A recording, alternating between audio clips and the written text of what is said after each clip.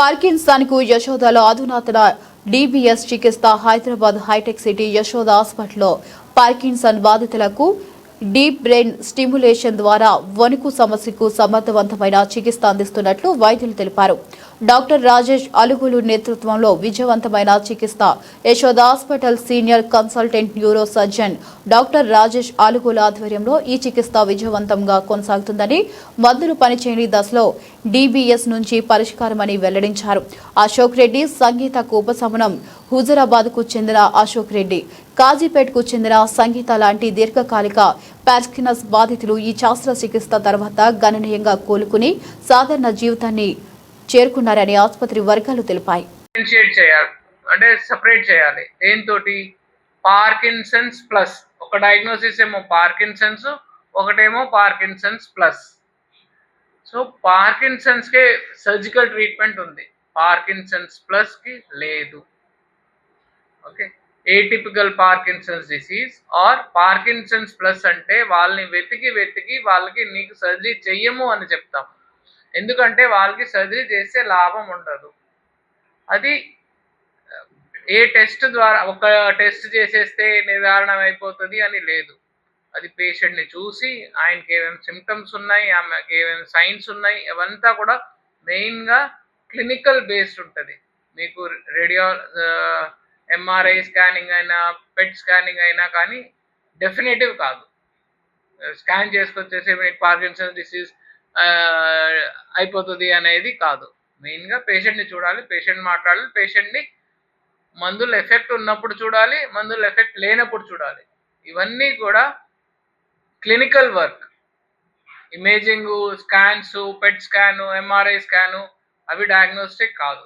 చాలా మంది అంటారు, చూడండి సార్ స్కాన్ పంపించేది పార్కిన్సన్సా కాదా? కాదు, అలా చెప్పడానికి కుదరదు. ఎందుకు అని అంటే రెండు కూడా ఒకలాగా కొన్ని ఫీచర్స్ రెండిట్లో సమానంగా ఉంటాయి. అది సూక్ష్మంగా పరీక్షించి పేషెంట్ తోటి మాట్లాడి ఇవన్నీ చేసిన తర్వాతే చేయాలి. చేసిన తర్వాత ఆప్షన్ ఏంటి? Surgical option, time tested surgical option 30 ఏళ్ళ నుంచి వరల్డ్ వైడ్ చేస్తూ ఉన్నది deep brain stimulation surgery. Deep brain stimulation అంటే డీప్ అంటే లోపల, బ్రెయిన్ లోపల ఒక న్యూక్లియస్ ఉంటుంది, సబ్ థలామిక్ న్యూక్లియస్. దాని సైజ్ ఊహించుకోండి ఒక నిమిషం కోసం. 3x5x15 millimetre cube. దాంట్లో 1.2 మిల్లీమీటర్ డయామీటర్ ఎలక్ట్రోడ్ పెట్టాలి. అంటే మీ పెన్ రీఫిల్ సైజ్ని ఒక ఎలక్ట్రోడ్ పెట్టాలి. ఈ న్యూక్లియస్కి 3 భాగాలు ఉన్నాయి. ఒకటి మనకి మెమరీ, కాగ్నిషన్ అంటాం, అంటే మనం ఎలా మాట్లాడాలి, ఎప్పుడేం మాట్లాడాలి అది చూసుకోవడానికి. ఒకటి ఇమోషన్, ఇంకోటి మోషన్, నడక కోసం. అంటే ఈ చిన్న న్యూక్లియస్లో ఒక 3వ వంత పోర్షనే మనకి కావాలి. ఆ 3వ వంతది మన ఆపోజిట్ సైడ్ పూర్తి బాడీని కంట్రోల్ చేస్తుంది. సో ఇటువంటి కీలకమైన ఆపరేషన్ దీన్ని స్టీరియోటాక్టిక్ బ్రెయిన్ సర్జరీ ద్వారా చేసి దాంట్లో ఆ ఎలక్ట్రోడ్ పెడతాం. ముఖ్యంగా ఏంటి అని అంటే ఈ సర్జరీ చేసేటప్పుడు పేషెంట్ మెలకుగా ఉంటారు. తలకు ఒక ఫ్రేమ్ కట్టేస్తాం, స్క్రూస్ బిగించి ఆపరేషన్ చేస్తాం. తలలో ఒక హోల్ పెట్టి దాంట్లో మళ్ళీ వైర్స్ పంపించి టెస్ట్ చేస్తాం పేషెంట్కి ఎక్కడ బాగుంది, ఏంటి బాగుంది అనేది. మార్జిన్ ఆఫ్ ఎర్రర్ వచ్చేసి 2 millimetres margin of error. 2 millimetres ఇటు అటు అయ్యారు అని అంటే మనకి రిజల్ట్స్ రాకపోవచ్చు. సో ఇది బేసికలీ సర్జరీ. ఇది చేశాక అప్రాక్సిమేట్లీ 60 to 70% నయం అవుతారు. ఇప్పుడు నేను మీకు చూపించిన పేషెంట్స్ అన్నీ చూడడానికి మీకు చాలా తేడాగా అనిపిస్తుంది, బట్ అది 70-80% రిజల్ట్స్ వచ్చేవి. 100% ఏం కాదు, బట్ కానీ దాని తర్వాత కూడా వాళ్ళు మందులు వాడుకోవాల్సి వస్తుంది. మందులు వాడకం, డోసేజ్, డ్యూరేషన్ రెండు కూడా తగ్గుతాయి. వాళ్ళు వాళ్ళ పనులు చేసుకోవచ్చు. మెయిన్గా ప్రాబ్లం పార్కిన్సన్స్ తోటి ఏంటి అని అంటే దీనికి తోటి ప్రాణభయం లేదు సార్. పార్కిన్సన్స్ డిసీజ్ పేషెంట్స్ కూడా వాళ్ళ లైఫ్ స్పాన్ మిగతా వాళ్ళలాగే ఉంటుంది, కానీ ఇది వ్యాధితో కూడిన ఉంటుంది, అది కొంచెం బెటర్ ఉంటుంది. మీరు పార్కిన్సన్స్ డిసీజ్ పేషెంట్స్కి ఏమవుతుంది, వణుకు రావడం స్టార్ట్ అయ్యాక వాళ్ళ సోషల్ లైఫ్ ఆగిపోతుంది. బయటికి వెళ్ళరు, చుట్టాలతోటి కలవరు, పండుగలకి బొబ్బాలకి ఎక్కడికి వెళ్ళరు, ఇంట్లోనే ఉండిపోతారు. ఇంట్లో కూడా క్రమంగా ఏమవుతుంది, ఇంట్లోంచి గదిలోంచి కూడా బయటికి రాలేకపోతారు. సో ఇలాంటి వాళ్ళకి క్వాలిటీ ఆఫ్ లైఫ్ కోసం ఈ డీప్ బ్రెయిన్ స్టిమ్యులేషన్ సర్జరీ. ఈ డీప్ బ్రెయిన్ స్టిమ్యులేషన్ సర్జరీ వేరే వాటికి కూడా చేస్తాం మేము. డిస్టోనియా అనే వ్యాధికి కూడా చేస్తాము. అలాగే ఎపిలెప్సీ, కాంప్లెక్స్ ఎపిలెప్సీ అంటే ఎపిలెప్సీలో 2 మందుల కంటే ఎక్కువ వాడుతున్నారు, ఫిట్స్ వస్తున్నాయి, 2 మందుల కంటే ఎక్కువ వాడుతున్నారు, అయినా కానీ వాళ్ళకి 2 కంటే ఎక్కువ ఫిట్స్ వస్తున్నాయి అని అంటే వాళ్ళకి సర్జికల్ ఆప్షన్స్ చూడాలి. సర్జరీ చేయడానికి ఎక్కడైనా చిన్న ముక్క తీసి ఎక్కడి నుంచి అయితే ఫిట్స్ వస్తున్నాయో అది ఐడెంటిఫై చేసి అది తీయగలితే సరే, లేదు చాలా చోట్ల నుంచి వస్తున్నాయి అని అంటే వాటికి కూడా మనం డీప్ బ్రెయిన్ స్టిమ్యులేషన్ సర్జరీ అనేది చేయొచ్చు. ఏమొస్తుంది అంటే అన్ని ఫిట్స్ తగ్గిపోవచ్చు, కానీ భయంకరమైన ఫిట్స్ దేంతో ఆయనకి ప్రాణాభయం అనేది ఉంటుంది, అది ఆపచ్చు.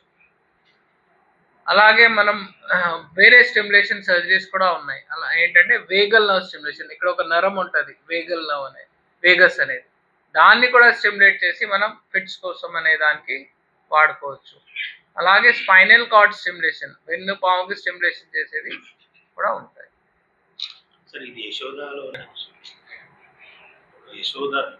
ట్రీట్మెంట్ చాలా మంది చేస్తారు సార్, కానీ మేమే ఫస్ట్ స్టార్ట్ చేసిన వాళ్ళం.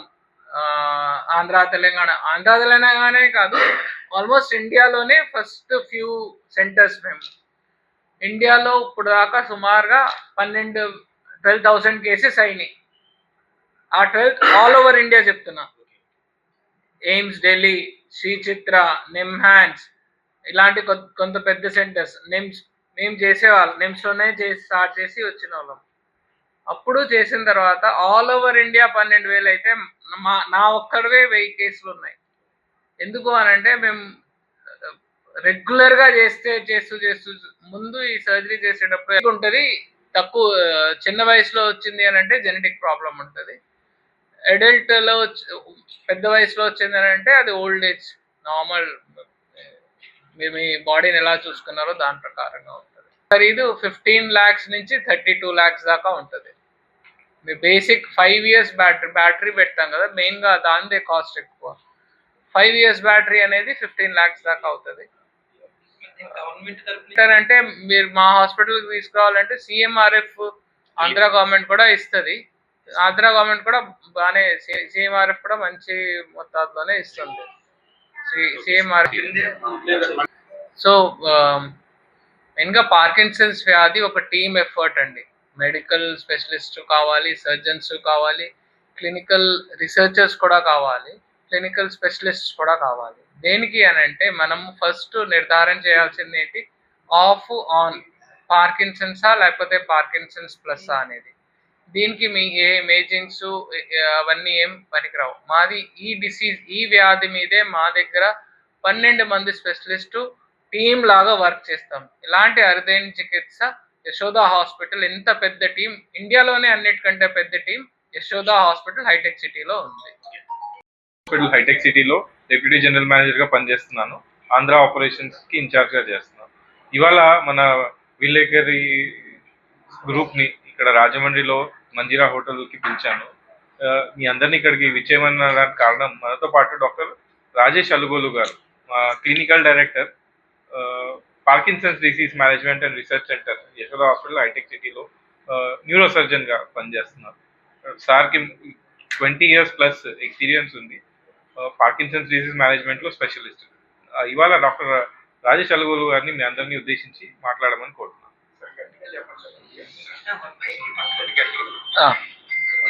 నమస్కారం అండి, నా పేరు డాక్టర్ రాజేష్ అలుగోలు.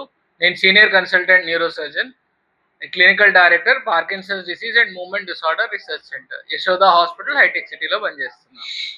నా స్పెషాలిటీ ఏంటి అని అంటే ఫంక్షనల్ న్యూరో సర్జరీ. అంటే కొన్ని వ్యాధులు ఉంటాయి, అది బ్రెయిన్లో ట్యూమర్ రావచ్చు, పక్షవాతం రావచ్చు, దాని తర్వాత ఏంటి, వాటిని రికవరీ ఎలా చేయాలి. అలాగే కొన్ని వ్యాధులు వయసు ప్రకారంగా వస్తాయి, దాంట్లో మనకి బ్రెయిన్లో ఎక్కువ మార్పుడు ఏం తెలియదు. బ్రెయిన్లో ప్రాబ్లం వచ్చేది ఏంటి అంటే బ్రెయిన్ సర్కిట్స్ ఏవైతే ఉన్నాయో, బ్రెయిన్ ఒక నెట్వర్క్ లాంటిది. Side brain, left side brain, ముందు వెనక అన్నిటికీ నెట్వర్క్ ఉంటుంది. ఆ నెట్వర్క్ ప్రాబ్లమ్స్ తోటి వాళ్ళు నడవలేకపోతారు. ఎందుకు అనంటే బ్రెయిన్‌లో కొన్ని మార్పులు వస్తాయి. వాటితోటి వాళ్ళు నడవలేరు. అందుకని మూవ్‌మెంట్ డిసార్డర్స్ అని అంటాం. నడక లేదు, సరిగ్గా లేదు. దాంట్లో ప్రోటోటైప్‌గా ఉన్నది అనేది పార్కిన్సన్స్ డిసీజ్ అని అంటాం. పార్కిన్సన్స్ డిసీజ్‌ని వణుకుడు వ్యాధి కూడా అంటాం. ఇట్లా ముఖ్యంగా 3 ఉంటాయి. ఫస్ట్ వణుకు ఉంటది. తర్వాత వాళ్ళు నడవలేరు. మూడోది వాళ్ళు చేసే పనులు అవన్నీ కూడా నెమ్మదయిపోతాయి. ఇవన్నీ ఎందుకొస్తాయి అనంటే బ్రెయిన్‌లో ఒక కెమికల్ ఉంటది డోపామైన్. ఆ డోపామైన్ కెమికల్ తగ్గిపోతా ఉంటది. దాని మూలంగా ఈ ప్రాబ్లమ్స్ అన్నీ ఉంటాయి. వ్యాధి ఇనీషియల్ స్టేజెస్‌లో, ఎర్లీ స్టేజెస్‌లో మనం దానికి మందులివ్వచ్చు.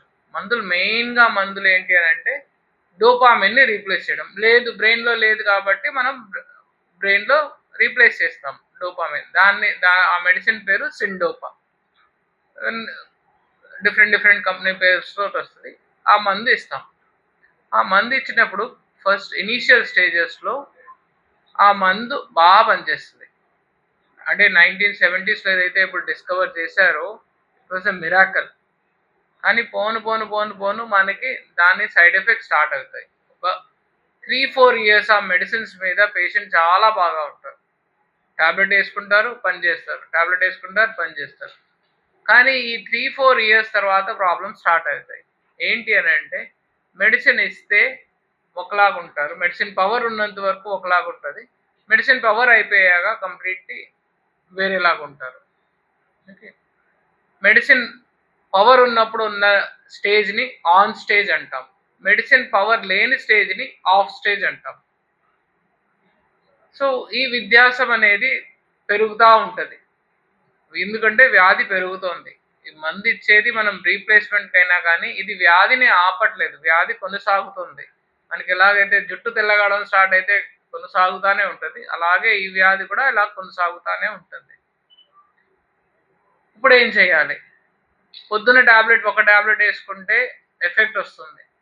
కానీ దాని సైడ్ ఎఫెక్ట్స్ కూడా లోపల నడుస్తానే ఉంటాయి. సాయంకాలం టాబ్లెట్ వేసుకునేటప్పటికి స్టార్టింగ్‌లో ఏమవుతది? వాళ్ళకి వణుకు తగ్గిపోతది. దాని బదులుగా ఊపు వచ్చేస్తా ఉంటది. దాన్ని డిస్కైనీసియా అంటాం.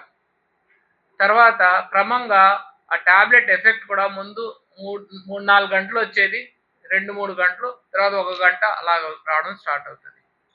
ఇంకో సైడ్ ఎఫెక్ట్ వచ్చేసి ఏంటి అనంటే వాళ్ళకి ఆలోచనలో తేడా రావడం స్టార్ట్ అయితది. కలలు, భ్రమలు, పిచ్చి పిచ్చిగా మాట్లాడడం ఇవన్నీ స్టార్ట్ అయితాయి. ఇప్పుడేంటి పరిష్కారం? ఈ స్టేజ్‌కి వచ్చేటప్పటికి దీన్ని అడ్వాన్స్డ్ పార్కిన్సన్స్ డిసీజ్ అంటాం. సో, ఫస్ట్ ఆఫ్ ఆల్ దీన్ని వేరే వ్యాధులతోటి డిఫరెన్షియేట్ చేయాలి. పార్కిన్సన్స్‌ది డయాగ్నోసిస్ మెయిన్‌గా క్లినికల్ సింప్టమ్స్ తోటే ఉంటది. Clinical symptoms and science.